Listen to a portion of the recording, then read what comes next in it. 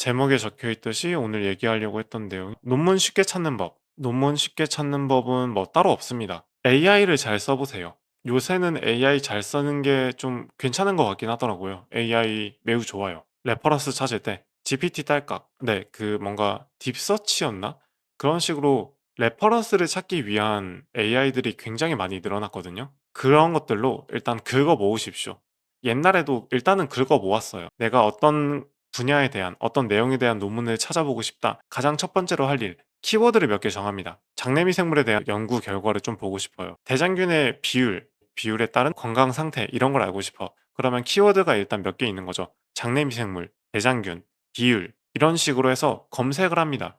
키워드를 적게는 두세 개, 많게는 다섯 개 정도 정해서 검색을 냈다 하세요. 리뷰 논문도 좋죠. 리뷰 논문도 좋긴 하지. 근데 리뷰 논문이 괜찮은 게 없는 경우도 있어가지고 리뷰 논문이 괜찮은 게 없다. 그럴 땐 키워드를 한 3개 정도, 많으면 5개 정도 정해서 키워드 다 집어넣고 검색을 하면 이렇게 쭉 뜹니다. 키워드가 들어가 있는 논문이 구글 스컬러에 여러 개 잡혀요. 그러면 여기서 어떤 걸 하냐? 일단 연도를 정합니다. 10년 이내 거, 5년 이내 거 이런 식으로. 어떤 논문이 리뷰 논문인지 어떻게 알 수 있나요? 일단 제목을 보시면 대충 감이 오고요. 그리고 논문을 들어가 보시면 위에 떠 있어요. 이게 아티클인지 쇼 커뮤니케이션인지. 지금 맨 위에 있던 거에 들어왔는데 여기 보시면 제목 바로 위에 레귤러 아티클, 뭐 레귤러는 치워도 되고 아티클이라고 붙어 있으니까 얘는 일반 논문. 이런 식으로 그 제목 위쪽이나 어딘가에 아티클, 숏 커뮤니케이션, 커뮤니케이션, 레터 또 뭐가 있을까? 리뷰 이런 것들이 적혀 있거든요. 거기에 리뷰라고 적혀 있으면 리뷰 논문입니다. 그리고 보다 보면 대충 보여요. 이게 리뷰 논문은 이거는 근데 너무 일반적이지 않은 내용이니까 어쨌든 뭐 보다 보면 보이는데 그걸로 찾기 어려우니까 아니면 그게 사이트가 어디였지? NIH였나? 이제 생물 하시는 분들은 NIH를 꽤나 많이 쓰실 텐데 펀메드라는 사이트가 있는데요. 이제 생물 하시는 분들은 NIH 굉장히 좋아하시죠. 좋아할 수밖에 없지. NIH는 거의 신입니다. 여기 가보시면 뭘 검색을 해보면 좋을까요? 키워드를 방금 전에 했던 것처럼 이콜라이랑 뭐가 있을까? 생각나는 게 없네. 글루코스, 에탄올 이렇게 해가지고 검색을 한번 해보면 연도별로 논문이 몇 개나 나오는지 쫙 나와요. 되게 좋죠. 뭐 이거는 근데 다른 분들이 쓰긴 좀 어렵고 주로 생물 하시는 분들이 쓸 수 있는 건데 아니다. 다른 것들도 나오긴 하나? 거의 안 나올걸요? 안 해봐서 모르겠네. 어쨌든 검색을 해보시면 이렇게 나오고 사이테이션이 높은 것만 쌀먹 그것도 되게 좋긴 하죠. 구글 스콜러 같은 거 보면 밑에 52회 인용, 103회 인용, 96회 인용 이런 식으로 나와 있어요. 근데 이게 분야마다 인용 횟수가 다를 수 있으니까 보통 인용 횟수가 평균적으로 얼마나 되는지 보고 그것보다 더 많은 것들을 중심으로 보시면 조금 더 도움이 될 가능성이 높긴 하죠. 나온 지 1년도 안 됐다. 나온 지 한 3년밖에 안 됐다. 이런 애들은 인용 횟수가 상대적으로 낮아도 보셔도 괜찮긴 해요.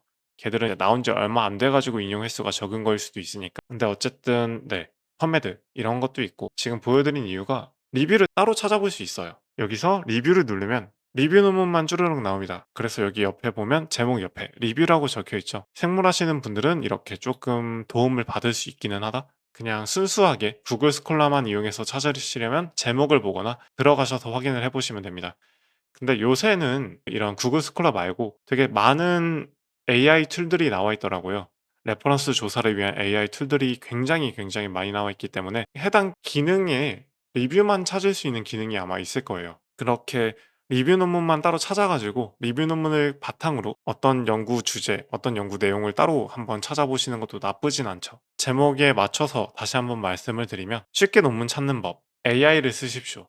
AI 요새 굉장히 좋습니다. GPT 같은 것들에도 딥 리서치, 그거 재미나일 거였나? 그런 것들이 있으니까 그런 거 쓰셔도 되고 아니면 전문적으로 그런 레퍼런스 찾아주는 애들 그런 것도 활용을 해보시면 좋죠. 근데 그런 걸 활용하는 게 조금 그렇다. 너무 많은 게 나온다. 마음에 안 든다. 이럴 땐 키워드를 정해가지고 내가 보고 싶은 것들을 구글 스컬러에서 찾는데 확인해야 될 거, 연도, 언제까지 나온 것들, 언제부터 나온 걸 보고 싶은지, 그리고 두 번째로 확인해야 될 거, 인용 횟수, 그리고 세 번째로 확인하면 좋은 거, 저널. 여기 보시면 제목, 파란색으로 적혀 있죠. 그 바로 밑에 왼쪽에 사람 이름이 적혀 있습니다. 그리고 그 바로 옆에 저널이 적혀 있죠. 얘 같은 경우엔 메타볼릭 엔지니어링이려나? 메타볼릭 엔지니어링이네요. 네. 이런 저널들이 검색을 해 보면 얘들이 임팩트 팩터가 몇인지 대충 나와요. 내가 찾고 있는 분야들에서 어떤 저널들이 많이 있는지, 그리고 걔들이 평균적으로 임팩트 팩터가 얼마나 나오는지 이런 걸 확인하면서 읽어도 나쁘진 않습니다. 근데 처음 읽으실 땐, 그리고 이런 세부적인 정보에 대한 걸 찾아보는 게 어렵다, 귀찮다 이럴 땐 내가 이름을 들어본 적이 있는 저널, 가장 대표적으로 네이처, 셀, 사이언스, 본지에서 나온 거는 조금 어려울 수도 있으니까 본지 말고 자매지, 이제 굉장히 많은 자매지가 있거든요. 이름에 네이처 어쩌고 저쩌고 그런 걸 중심으로 읽어보시면 뭐 나쁘지 않긴 하죠. 그래서 한 가지 주제를 정해 가지고 한 번만 찾아보면 됩니다. 여러 번 찾아볼 것도 없어요. 딱 한 번만 찾아보면 '아 논문 이렇게 찾으면 되는구나. 레퍼런스 이렇게 고르면 되는구나.' 그게 딱 느껴져요. 한 번만 해 보면 됩니다. 근데 그 한 번을 어떻게 해볼 거냐? 네. AI 쓰십시오. AI도 굉장히 좋은 도구기 때문에 잘 쓰면은 좋거든요. AI한테 모든 걸 기대는 게 아니라 AI를 써서 레퍼런스들, 내가 보고 싶은 논문들을 여러 개 찾아 놓고 읽어야 의미가 있지, 그걸 다시 AI한테 던져 줘 가지고 뭐 "요약을 해 달라." 이런 거 말고 도구로서 사용을 하면 아직은 굉장히 좋긴 합니다. 나중에 어떻게 바뀔지 모르겠기는 한데 아직까지는 도구로서 활용을 하시는 걸 추천을 드리기는 해요. 참고로 여기 보시면 인용 횟수가 100 이렇게 나와 있는데 이거 생각보다 달성하기 어렵습니다. 100 쉽지 않아요. 100 정도면 굉장히 많은 겁니다.